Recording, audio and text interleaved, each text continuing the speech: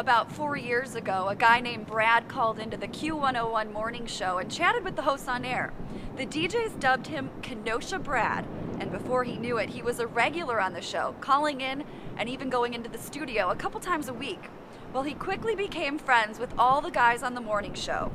It's a friendship he never knew would mean so much today.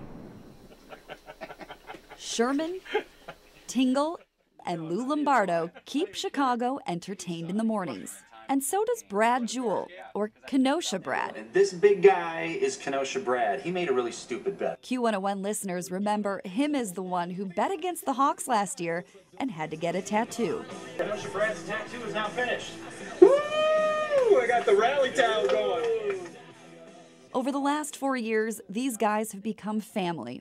So when Brad told them his wife's cancer had come back, it hit them all hard. The first time Brad told me it was really awful. It was the first time I heard Brad cry. Doctors diagnosed Denise Jewell with stage 4 cervical cancer in 2009. She beat it, but it came back. Then she beat it again, but now it's back. It came back behind her heart, in her kidney, in the lymph nodes in her liver, in 4 different sets of lymph nodes, in her spine. Denise refuses to give up, but doctors told them she may only have weeks to live. It's brutal. I mean, it's the most brutal thing I've ever went through in my entire life. You know, I don't wish this upon anybody, ever. It's an impossible thought for their kids. Their daughter Samantha has been away with the Army the last several years and just got the chance to introduce her mom to her 2-week-old baby. It's going to be hard, especially raising a daughter, you know, like, Mom, what did you do for this? And she's not going to be able to answer me. So, it's hard. You know, I wish I was closer to home, like, because it's kind of hard being so far away.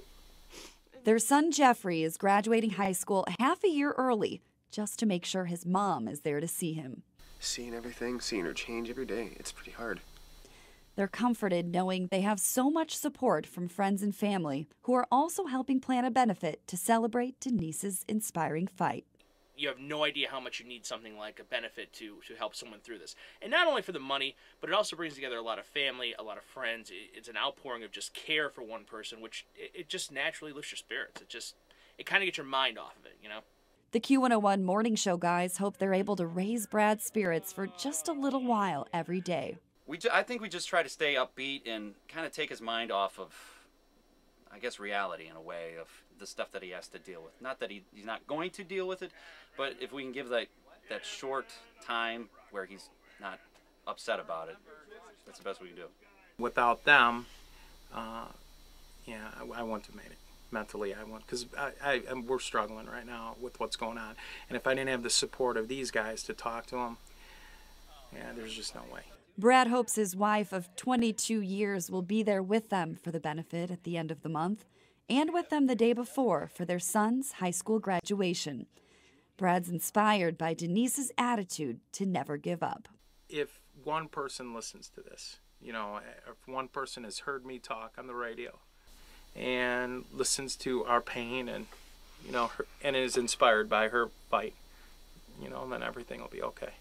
You know, then she did her job and we touched a life, and that's the most important thing to us.